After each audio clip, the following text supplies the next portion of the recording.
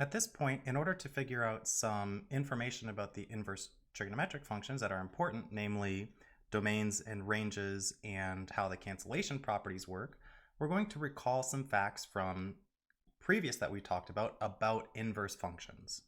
The first two facts that we're going to recall is that the domain of the inverse function is the range of the original, and that the range of the inverse function is the domain of the original, with the small caveat that this domain, should be the restricted domain.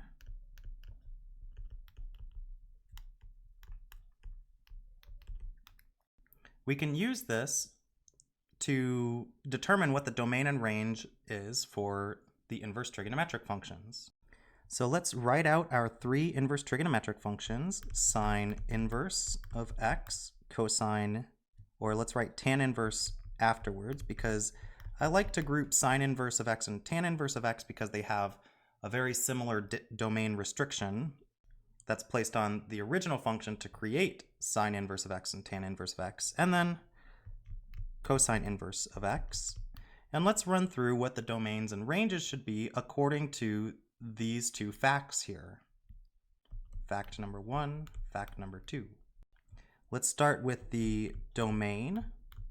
So in order to find the domain of sine inverse of x, we need to know the range of the original function, that is the range of sine of x.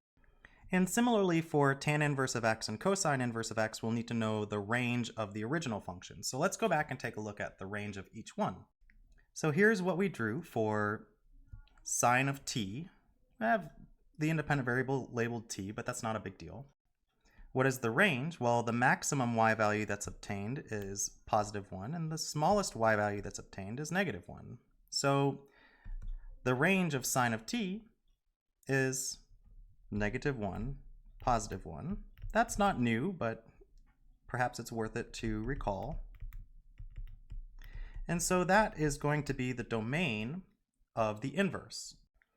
So the domain of the inverse sine function is -1, 1.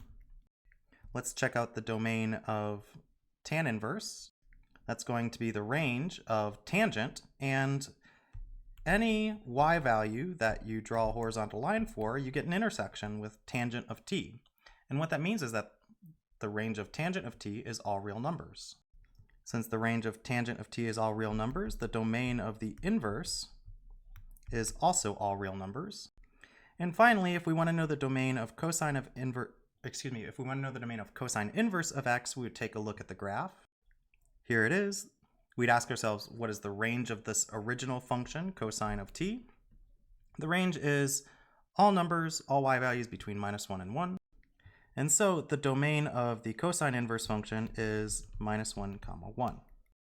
Practically speaking, what this means is whenever you go to evaluate sine inverse of something, then what you're putting into the sine inverse function has to be between -1 and 1. So for example, if you were trying to do sine inverse of pi, for example, you would conclude that this is undefined because pi is not in the domain. Pi is not in the domain of -1, 1. It is bigger than 1, and so it is not in this interval -1, 1. Similarly, cosine inverse of pi would not be defined, but you could evaluate tan inverse of pi because the domain of the tan inverse function is all real numbers. So remember, if you need to remember what the domains of these are, you have to ask yourself, what is the range of the original function? Now let's find what the ranges are, and this will be a little bit easier just because we already talked at length as to what the restricted domains are. So the range of the inverse sine function, that's going to be whatever the restricted domain is for the original sine function.